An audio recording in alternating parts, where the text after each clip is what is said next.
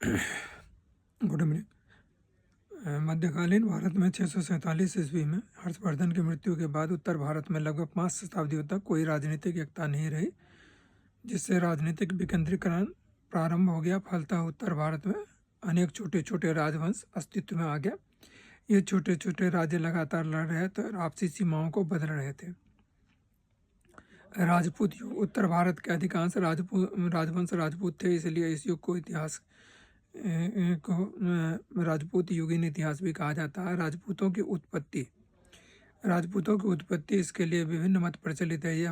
एक मत यह भी है कि आबू पर्वत पर वशिष्ठ के अग्निकुंड से 4 जातियां उत्पन्न हुई: प्रतिहार, परमार, चौहान, चालुक्य, और बाद में इन्हीं 4 प्रमुख राजपूत जातियों से अन्य राजपूत जातियां पैदा हुई। पृथ्वीराज रासो में चंद्रवरदाई ने भी यही मत दिया है, जबकि डॉक्टर ईश्वरी प्रसाद D.R. अम्बेडकर राजपूत को विदेशी मानते हैं।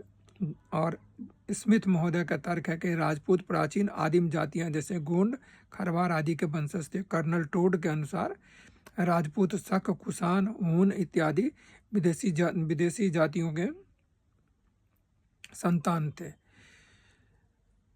इसी क्रम में आगे जो है सो त्रिपक्षीय संघर्ष है, जिसका हम लोग जो है सो जिक्र कर लेते हैं। ठीक है ना। इस संघर्ष में भाग लेने वाले जो 3 राज्य थे वो थे गुर्जर, प्रतिहार, बंगाल के पाल और मानेखेत के राष्ट्रकूट। त्रिपक्षीय संघर्ष 140 वर्ष तक चला।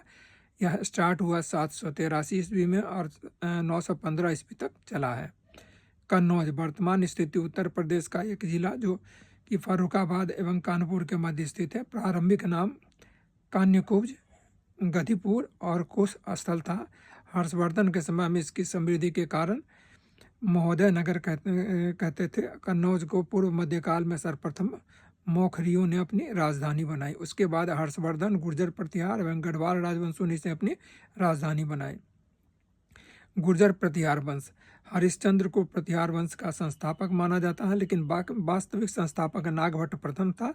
नागभट्ट के विषय में ग्वालियर अभिलेख से जानकारी मिलती है। इसे मलक्ष का नाशक बताया जाता है। वत्सराज 780 से 800 ईस्वी तक वह सम्राट की उपाधि धारण करने वाला गुर्जर प्रतिहार वंश का पहला शासक था। वत्सराज के समय में कन्नौज के स्वामित्व के लिए त्रिपक्षीय संघर्ष प्रारंभ हुआ। इसी के टाइम में ट्राइपार्टाइट जो था सो शुरू हुआ। मध्यकालीन भारत। नागभट्ट द्वितीय 800 से 833 ईस्वी तक इसके जो राजधानी थी वो थी कन्नौज को इन्होंने अपना राजधानी बनाया। मुंगेर के नज़दीक अपने पाल वंश के शासक धर्मपाल को पराजित किया था, परंतु वह राष्ट्रकूट नरेश गोविंद तृतीय से परास्त हुआ था। नागभट्ट ने गंगा नदी में जल समाधि के द्वारा अपना प्राण त्याग दिए थे। मिहिर भोज में इनको भोज प्रथम के नाम से भी जाना जाता है। 836 से 885 ईस्वी तक इन्होंने रूल किया। भोज प्रथम विशेष रूप से भगवान विष्णु के वराह अवतार के उपासक थे, अतः उसने अपने सिक्कों पर आदि वराह को उत्कीर्ण कराया था। अरब यात्री सुलेमान ने भारत भ्रमण के दौरान लिखी पुस्तक में सम्राट मिहिर भोज को इस्लाम का सबसे बड़ा शत्रु बताया। उसके बाद आए महेंद्रपाल 885 से 910। अभिलेखों में इसे परम भट्टारक महाराजाधिराज परमेश्वर कहा गया है। उसकी राज्यसभा में प्रसिद्ध विद्वान राजशेखर निवास करते थे। राजशेखर ने कर्पूर मंजरी, काव्य मीमांसा, बाल भारत, बाल रामायण, भुवन कोश, हरिविलास जैसे ग्रंथों की रचना की। इसने बंगाल पर विजय प्राप्त की। इसके बाद शासक हुए महिपाल। ये 912 से 943 ईस्वी तक इन्होंने रूल किया। इसके शासनकाल के दौरान 915 से 916 ईस्वी में ही बगदाद निवासी अल मसूदी गुजरात आया था। उसने राजा को बोरा का कर पुकारा था, जो संभवतः आदि बराह का असिद्ध उच्चारण था। ठीक है। इसके बाद जो है राजशेखर इसके भी दरबारी कवि थे। उन्होंने इसे आर्यावर्त का महाराजाधिराज कहा। महिपाल के समय में गुर्जर साम्राज्य का विघटन प्रारंभ हो गया था। राज्यपाल महमूद गजनवी के हमले के दौरान कन्नौज का शासक गुर्जर प्रतिहार शासक राज्यपाल था। राज्यपाल बिना लड़े ही भाग खड़ा हुआ और बाद में उसने महमूद गजनवी की अधीनता स्वीकार कर ली। राज्यपाल की इस कायरता के आसपास के गुर्जर राजा बहुत नाराज हुए। महमूद गजनवी के लौट जाने पर कालिंजर के चंदेल राजा गंड के नेतृत्व में गुर्जर राजाओं ने कन्नौज के राज्यपाल को पराजित कर मार डाला और उसके स्थान पर त्रिलोचन पाल को गद्दी पर बिठाया। राज्यपाल का पुत्र त्रिलोचन पाल भी महमूद गजनवी से पराजित हुआ। उसके उपरांत गुर्जर प्रतिहार वंश का अंत हो गया। अब इसके बाद दूसरा जो वंश आता है उसमें वो है पाल वंश। ये बंगाल से रिलेटेड है। स्थापना गोपाल 750 ईस्वी में इन्होंने गोपाल ने किया। पालों ने प्रतिहारों और राष्ट्रकूटों के खिलाफ कन्नौज की संप्रभुता के लिए लड़ाई लड़ी।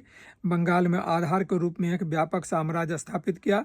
लगभग 400 साल तक बंगाल को गौरव प्रदान किया। धर्मपाल, इसके अभिलेख से इसे परम सौगात कहा गया है, जबकि गुजराती कवि सोढल ने धर्मपाल को उत्तरापथ स्वामी की उपाधि दी थी। धर्मपाल ने विक्रमशिला और सोमपुरी में प्रसिद्ध बिहारों की स्थापना की। इसने कन्नौज पर कुछ समय के लिए अधिकार कर वहाँ पर एक राज दरबार का आयोजन किया था, जिसमें देश के कई भागों में राजाओं को आमंत्रित किया गया था। प्रसिद्ध बौद्ध लेखक हरिभद्र धर्मपाल के दरबार में ही निवास करते थे। नेक्स्ट शासक थे देवपाल। 810 से 850 ईस्वी में बादल स्तंभ लेख देवपाल से संबंधित है, जिसमें यह लिखा हुआ है कि उसने हुन, उत्कल, द्रविड़, गुर्जर शासकों को हराया। अभिलेख में उसको भी परम सौगात कहा गया है। कुछ साक्ष्य देवपाल को ओदंतपुरी के प्रसिद्ध बौद्ध मठ का निर्माता भी मानते हैं। अरब से आए यात्री सुलेमान ने पाल वंश के इस राजा को देवपाल को राष्ट्रकूट और प्रतिहार शासकों से भी अधिक शक्तिशाली माना है। इसने सुमात्रा व जावा के शैलेंद्र शासक बालपुत्र देव द्वारा बनाए गए बौद्ध विहार के खर्चे के लिए 5 गांव अनुदान में दिए थे। इसके बाद एक पाल सम्राट विग्रहपाल ने अपने पुत्र नारायण पाल के पक्ष में सिंहासन छोड़कर संन्यास ग्रहण कर लिया था। वह नारायण पाल का झुकाव भी अपने पिता की तरह शैव धर्म पर था। उसने शिव के सम्मान में 1000 शैव मंदिर का निर्माण करवाया। ठीक है। उसके बाद जो शासक हुए महिपाल प्रथम, इन्होंने 988 से 1038 ईस्वी तक जो है सो रूल किया। इसे पाल वंश का दूसरा संस्थापक माना जाता है। इसी के काल में राजेंद्र चोल ने बंगाल पर आक्रमण किया था और इसको पराजित किया था। महिपाल ने बौद्ध भिक्षुक और विद्वान अतिश के नेतृत्व में तिब्बत में एक धर्म प्रचारक मंडल भेजा था। दाय भाग के लेखक जिमुत वाहन पालों के दरबार में से ही संबंधित थे। रामपाल के शासन काल में कैवर्त मछुआरों का विद्रोह हुआ था। संध्याकर नंदी द्वारा लिखित रामपाल चरित्र में इसी पाल सम्राट रामपाल का चरित्र चित्रण है। अरबी यात्री सुलेमान ने पाल साम्राज्य को बहुत शक्तिशाली माना और उसे रूहुमा कहा है। पालों में बौद्ध धर्म के विकास और तांत्रिक संप्रदाय के गठन अर्थात वज्रयान संप्रदाय में योगदान किया। कांस कला में पाल सर्वश्रेष्ठ थे। पाल वंशीय शासकों ने नालंदा, विक्रमशिला, उदंतपुरी, सोमपुरी आदि में बौद्ध विहार एवं भवन बनवाए। गोपाल ने नालंदा में बौद्ध विहार बनवाया था। धर्मपाल ने विक्रमशिला और सोमपुर के विहारों की स्थापना तथा नालंदा महाविहार को 200 गांव दान दिए थे। पाल शासकों ने तिब्बत, चीन और दक्षिण पूर्वी एशिया के शैलेंद्र राज्य से मित्रता की थी। बौद्ध विद्वान अतिश दीपंकर ने तिब्बत जाकर वहां महायान मत का प्रचार प्रसार किया था। उसके बाद जो मध्यकालीन इसमें भारत में आता है तीसरा जो वंश, वो है सेन वंश। स्थापना सामंत सेन, राजधानी गौर, फिर लखनौती। बंगाल में पाल वंश की समाप्ति के बाद सेन वंश का उदय हुआ और यह वंश बिहार से लेकर बंगाल तक फैला हुआ था। विजयसेन 1095 से 1198।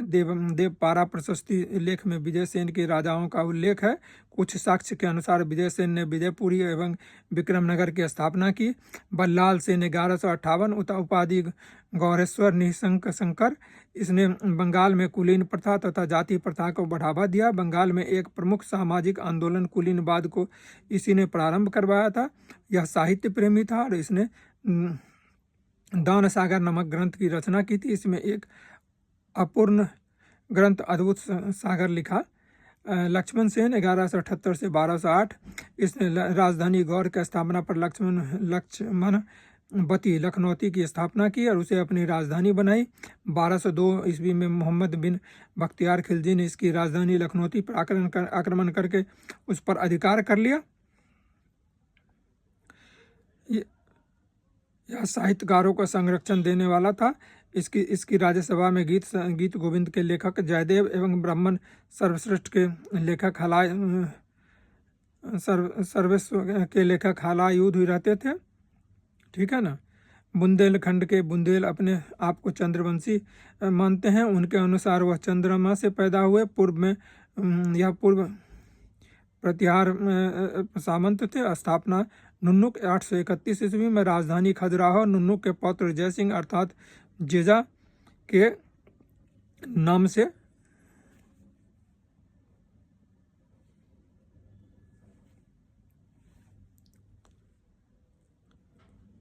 ठीक है। तो ये जो है सो फर्स्ट पार्ट है। इसके बाद हम इसको जो है सो सेकंड पार्ट में भी कंटिन्यू रखेंगे। ओके।